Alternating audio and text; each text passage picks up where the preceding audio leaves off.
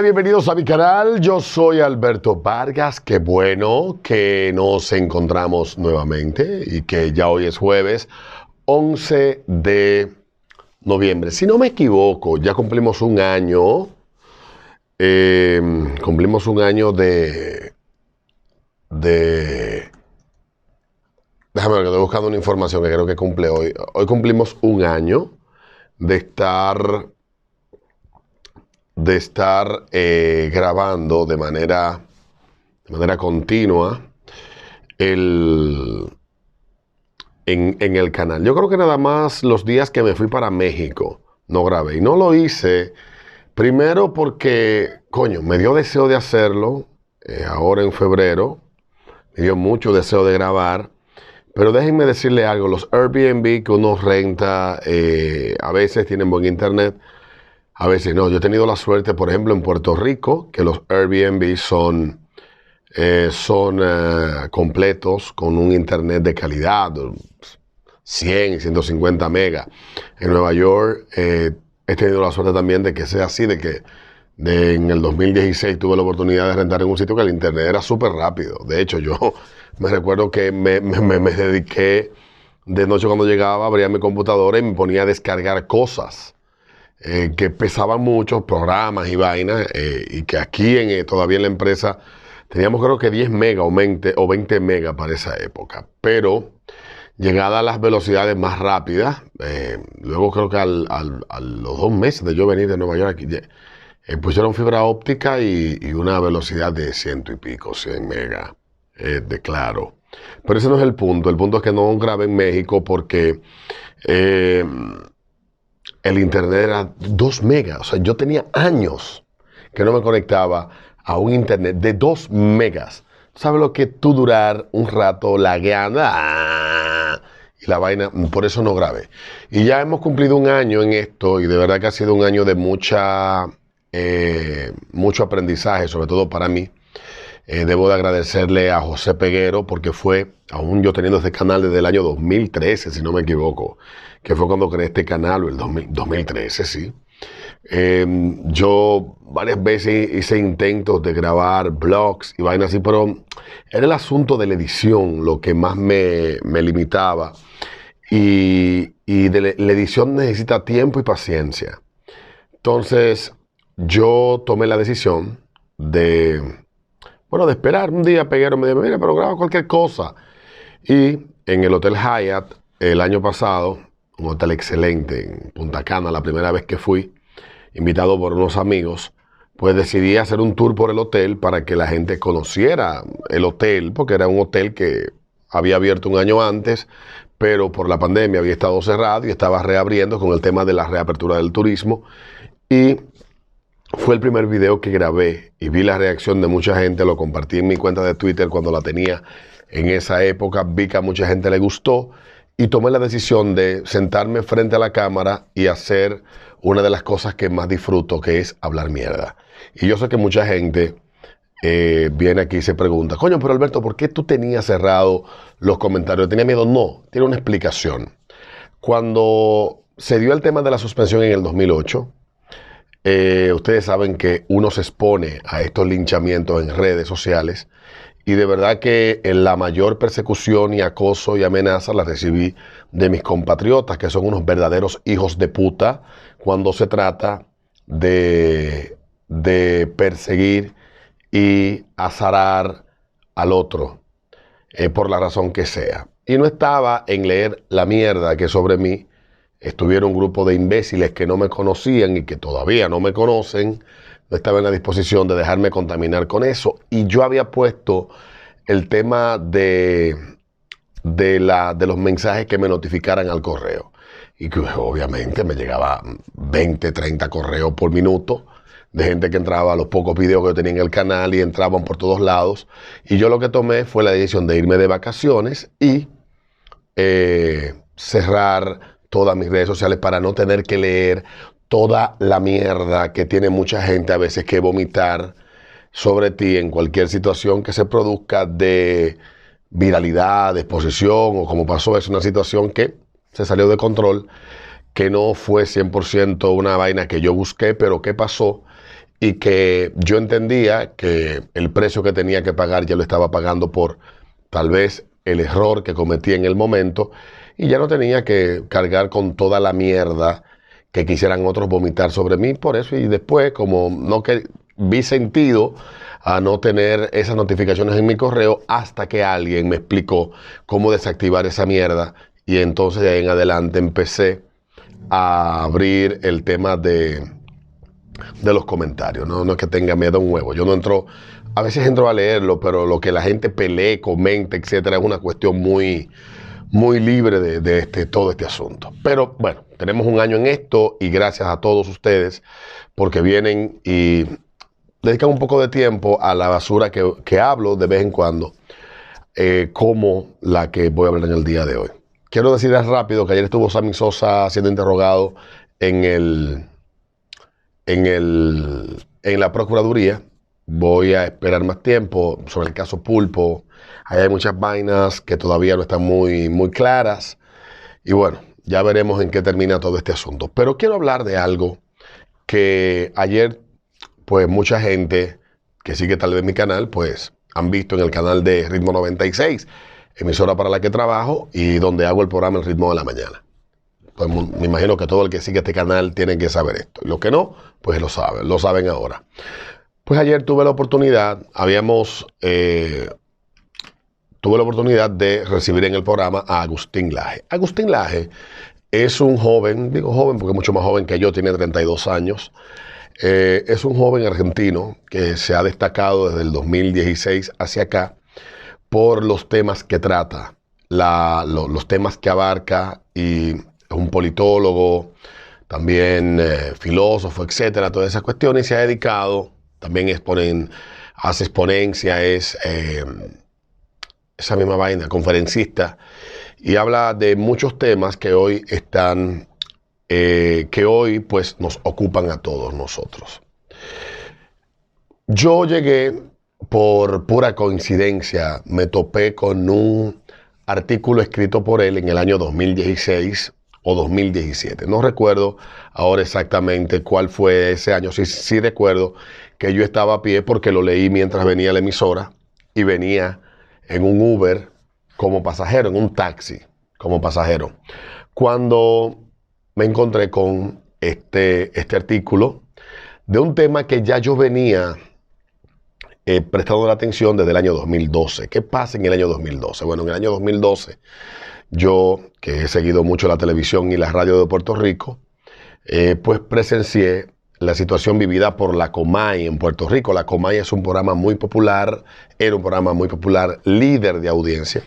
Llegaba a acumular hasta el 40% de la cuota de pantalla en esos meses previos a la desaparición de este programa de manera momentánea en la televisión. ¿Y qué fue lo que provocó que este programa desapareciera? Bueno, pues el programa de la Comay había sido un programa controversial, había tenido la Comay muchos conflictos, era un programa que inicialmente era de farándula, pero mezclaba la farándula con la política, y en Puerto Rico tú no sabes si la política es farándula, la farándula es política, es una sociedad compleja, y en Puerto Rico la política es un deporte nacional y es una cuestión muy seria. Y la Comay había acumulado a lo largo del tiempo muchos enemigos. Uno de esos enemigos había sido por las posturas hasta cierto punto conservadoras de Cobo Santa Rosa, que es quien conducía el marionetista que maneja la muñeca de la Comay, que es una muñeca que habla de cuestiones. Pues Cobo Santa Rosa hizo un comentario sobre un joven que había muerto, un publicista, trabajaba en una de las principales publicitarias de Puerto Rico, y había muerto, y el comentario que hizo, que al parecer el joven, según lo que dijo la Comay, en la zona que se encontraba es una zona de prostitución donde muchos homosexuales de Puerto Rico van a buscar prostitutos hombres, y que al parecer estas dos personas, dos personas lo asesinaron, un hombre y una mujer, pues estas dos personas habían hecho un acuerdo con él para tener un intercambio sexual. Esa era como la matriz de la investigación que hizo la Comay, y comunicó eso, y fue como lo que dejó ver. Ahí comenzó entonces la indignación, porque fue una muerte que conmocionó mucho a Puerto Rico. La muerte de ese joven fue horrible, murió, no solamente le dispararon, sino que quemaron su cadáver y su carro, y generó una conmoción muy grande era muy conocido dentro de la industria publicitaria y pasa que el dueño de la publicitaria, que era muy importante, pues entendió que ya eso era ya esa era la línea que no se debía de cruzar. Y pues junto con el activista Julián Serrano, que es una persona que se ha dedicado durante mucho tiempo al activismo LGBTQ, todo lo que aparezca en Puerto Rico, que se hizo famoso por besarse con su novio en Puerto Rico frente a una vista en la Cámara de Representantes de ese país, pues entonces este muchacho pues se hace famoso y se hace activista y monta una campaña. Yo era amigo de él por un amigo boricua que me lo presenta y compartíamos y nos seguíamos en las redes y todo eso y hablábamos mucho. De hecho, cuando Ricky Martin salió del closet, a él es como boricua y como un activista gay, a él es que yo llamo para que me exponga su visión. Aquí en República Dominicana no ha habido. Él es un tipo con muchas luces y también un tipo muy instruido, muy bien formado, pero también tiene la mente muy fanatizada.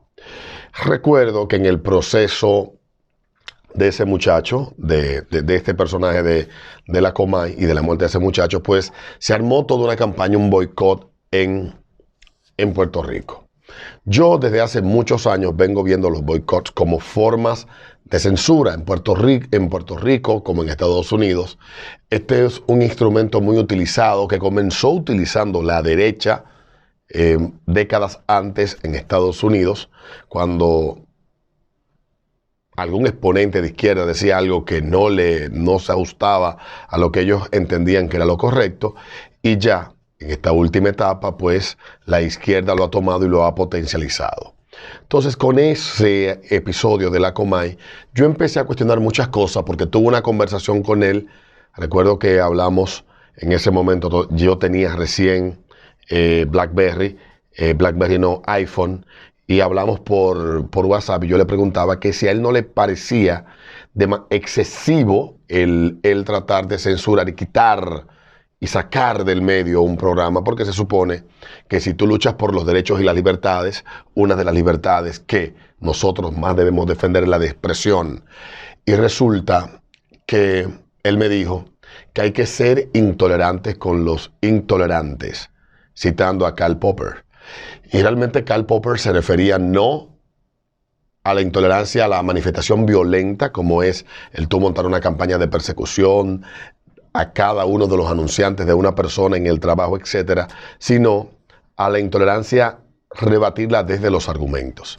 Y empecé a fijarme desde ese momento dije yo, no, este tipo está loco. Porque si algo que yo le he dedicado tanto tiempo es a la libertad de expresión, a la lucha por mi libertad de ser y de vivir como me da la gana, pero también de poder pensar y expresar lo que yo siento y pienso. Y soy de los que creo que la libertad de expresión, el límite debe de ser, y entiendo que debe de ser, cuando tú utilizas tu discurso para llamar a que se accione violentamente hacia otra persona solo porque se piensa distinto que tú. Por ejemplo, decir que maten a fulano por tal cosa.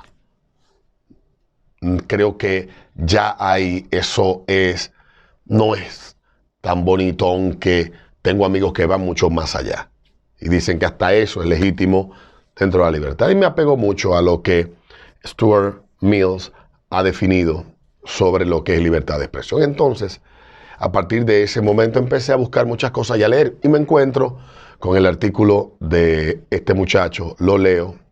Al final del artículo hablaba de que él era autor y era coescritor de un libro llamado El Libro Negro de la Nueva Izquierda, y empiezo a leer muchas de las cosas que él escribía, y junto con lo que él escribía empiezo a encontrarme con muchos autores, pero yo tenía años leyendo, por ejemplo, a Christina Hoff Sommers, a Erin Piesse, Ben Shapiro. Hablo desde el 2012 hasta el momento, 5 años que me encuentro con eso, y estaba en ese proceso de exploración de ideas diferentes, pero planteado desde la perspectiva que yo entendía que tenía mi amigo que estaba equivocada y que yo no compartía, que es la de perseguir, acosar y abusar de alguien porque piense o exprese algo distinto. Yo puedo tener una opinión de tu opinión, pero no puedo pretender silenciar tu opinión simplemente porque no quiero que exista. Y en el caso de este muchacho, pues yo empecé a leer, empecé a seguir, empecé luego a ver videos de mucha gente de España, de Chile, el Villegas, un montón de gente de México. O sea, consumo un montón de información de todas partes, de Perú. Hay un montón de gente. He llegado a ver hasta videos de brasileños, y este muchacho se ha hecho famoso porque sus argumentos, pues, le digo muchacho porque es mucho más joven que yo, porque sus argumentos y su preparación es bastante sólida. Y como una persona, como un polemista, es también una persona con muchas herramientas para polemizar. Y no había tenido la oportunidad de entrevistarlo, no había tenido el chance de tenerlo aquí en el programa. Había venido en varias ocasiones. En el año 2018 estuvo aquí en la Casa San Pablo, y él pues llama la atención en una serie de temas, sobre todo en el tema de la batalla cultural. Todo esto que estamos viviendo ahora es un proceso que no comenzó ayer. Es un proceso que comenzó hace décadas y comenzó en Estados Unidos. Estados Unidos fue enfermando su clase intelectual a través de las universidades, y las universidades se fueron enfermando a través de sus profesores. Y esas universidades empezaron a vomitar hacia la vida cotidiana de Estados Unidos individuos que tienen una concepción un tanto errada de lo que es la vida. Hay libros que plantean esto, como Cynical Theories y otros libros más, que hoy en día son libros que prácticamente están proscritos de las librerías, o que están simplemente el hecho de publicar un extracto del libro, Instagram, Facebook o Twitter te tumban o te suspenden la cuenta, porque me ha pasado. Me pasó cuando compartí la portada del libro hace ya un tiempo de Cynical Theories, y me pasó una vez que compartí otro de una joven apellido Cryer, que habla sobre la locura que está viviendo Estados Unidos, sobre la locura trans que está viviendo ese país. Bueno, y toda esta locura, toda esta enfermedad mental que se ha ido convirtiendo el wokeísmo en Estados Unidos, es algo que él se ha dedicado a estudiar, pero que a mí, antes de conocerlo a él, me llamaba la atención, y había leído un mar de tinta sobre ese tema, y he visto 1 millar de minutos de contenidos tanto en inglés como en español y portugués sobre este asunto, y no es algo que a él solamente le preocupe, pero él ha tenido tal vez la suerte de que, al ser una persona con algún tipo de carisma, ha logrado resaltar, y donde quiera que va siempre genera una ola de reacciones. Y aquí en República Dominicana es la 5ª vez que viene. Vino este año en abril, protagonizó dos eventos en los medios de comunicación importantes, como el debate que tuve en Alofoque Radio con José La Luz, que para mí no fue tal cosa, fue un fracaso, fue un aborto.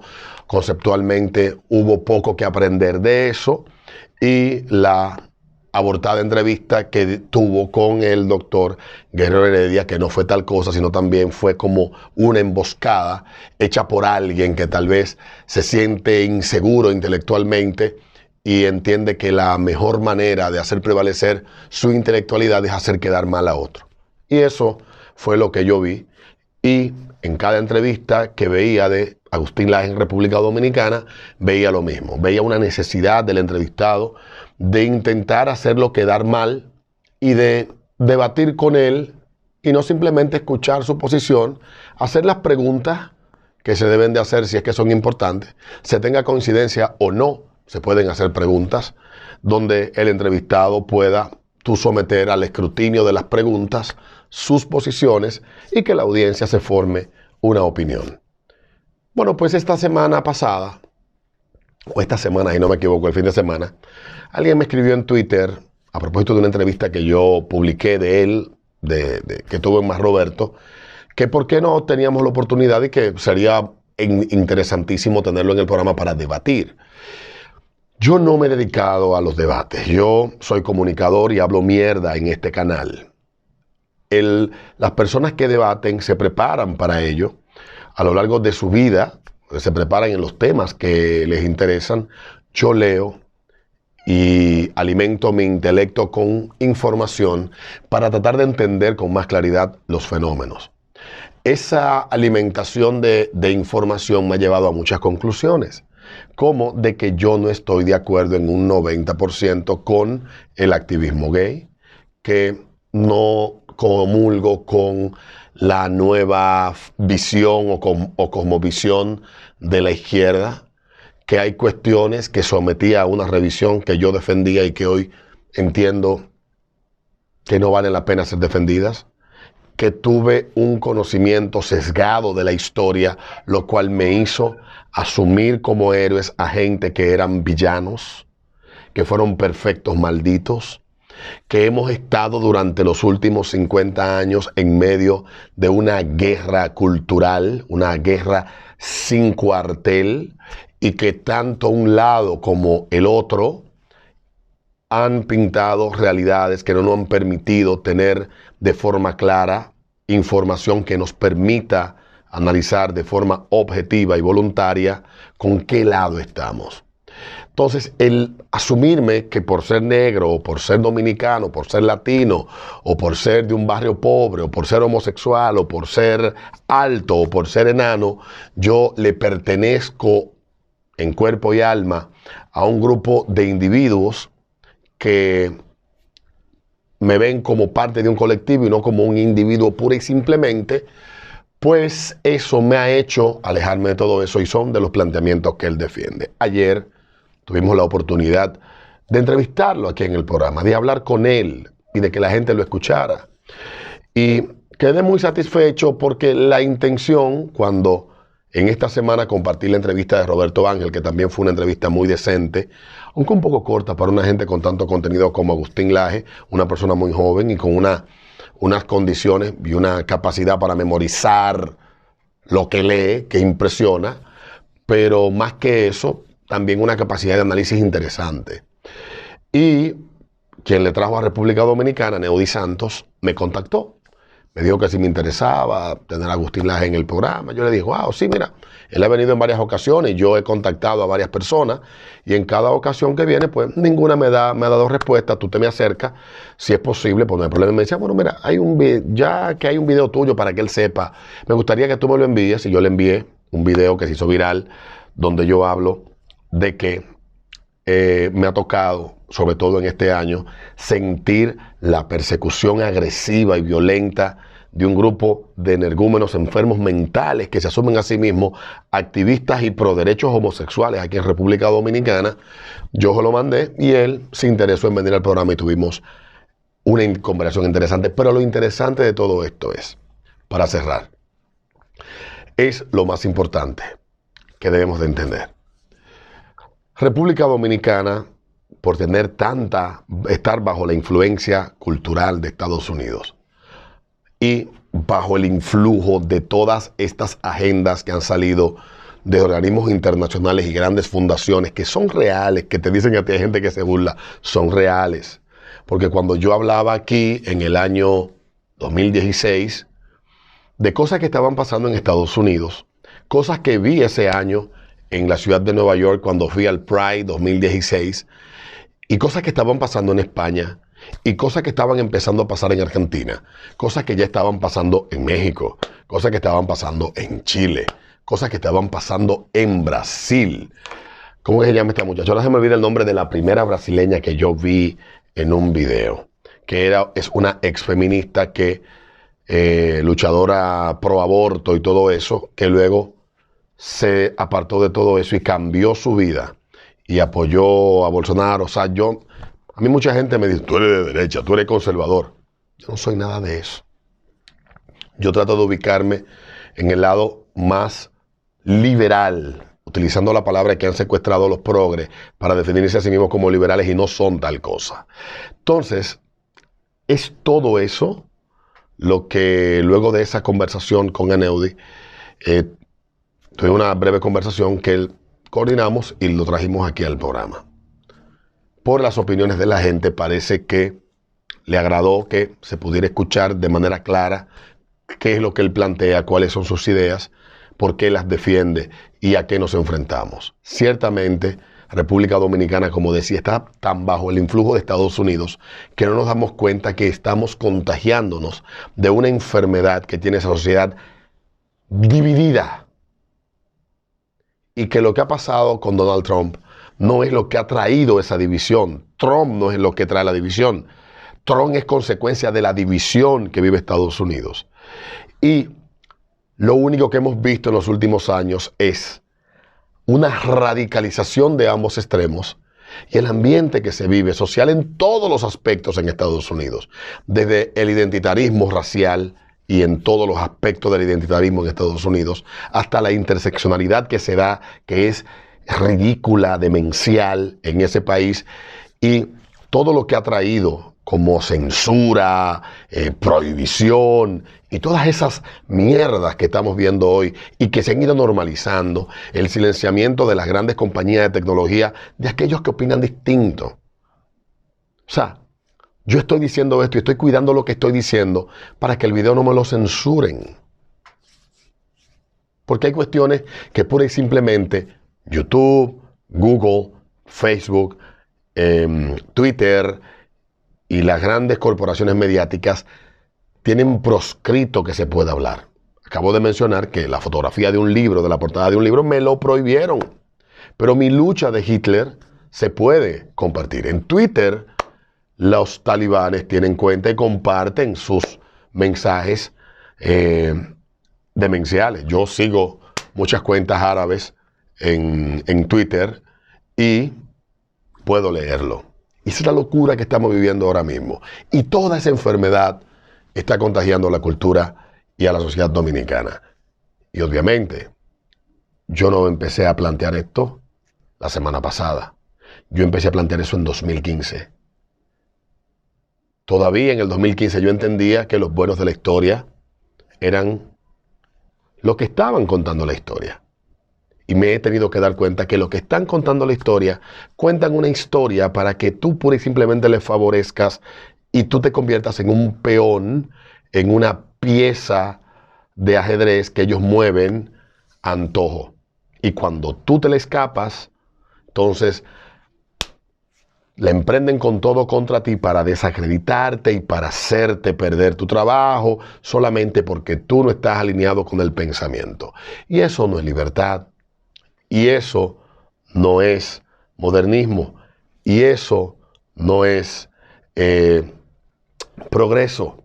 Todas las palabras que se utilizan para los grupos que hoy son el establishment, que hoy son los que controlan el discurso, que hoy son los que te censuran, porque cuando te someten a la corrección política, lo que no puede verbalizarse, aunque se piense, obliga a quien lo piensa a cambiar la forma de pensar para no sufrir los embates de la censura. Y eso es exactamente lo que estamos viviendo. Y la sociedad dominicana ya eso llegó. Y ya veremos cuando personas empiecen a perder su trabajo porque un grupo de niños malcriados que entiende que ellos no se les puede llevar la contraria, te monte un boicot en las redes. O que un grupo de medios de comunicación echa a la calle a una persona porque tiene una opinión contraria a la que ha consensuado la élite que gobierna o la élite que se impone porque es más ruidosa. Eso puede que ser que pase a mucha gente como le pasó a la Comay. Y creo que de las cosas que doy gracias es haber empezado a trabajar con mi canal. Porque lo que pasó en el 2018 me pasó por ingenuo, pero también me pasó por no haber tenido las herramientas para poder haber enfrentado a el embate despiadado que sufrí en ese momento. Ciertamente la entrevista con Laje fue, en mi opinión, una conversación interesante, constructiva, y mucha gente pensaba, ya cerrando el video de hoy que es largo, mucha gente pensaba que yo me iba a poner a debatir con él. Nunca lo he hecho con nadie en 20 años de entrevista. He aprendido que la entrevista trata de hacerle preguntas al entrevistador, no de un rifirrafe. Entonces la gente está muy acostumbrada a eso y eso deja poco contenido a quien se sienta a ver un rifirrafe. Es entretenido, pero al final no te deja nada, te deja vacío.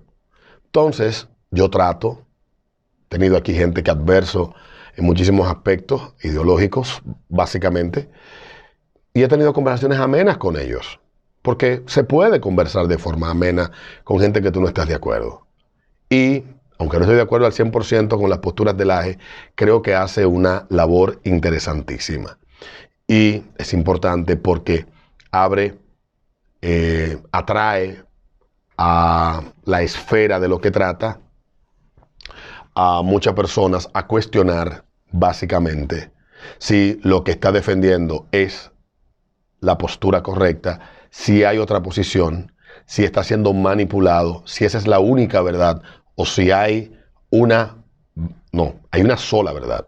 Si eso es verdad o si él tiene la oportunidad de encontrar la verdad que busca ocultársele. Yo creo que a él, como a todos los que se dedican a eso, se merecen un espacio. Y yo no había tenido la oportunidad de conversar con él.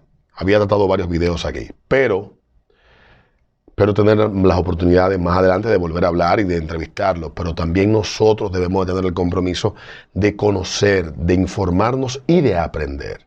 Y así, los que manipulan, los que persiguen y los que censuran no podrán de manera fácil unirnos a su batallón de linchadores en redes sociales y de perseguidores furibundos que buscan destruir la vida y la existencia de aquellos que no piensan como ellos.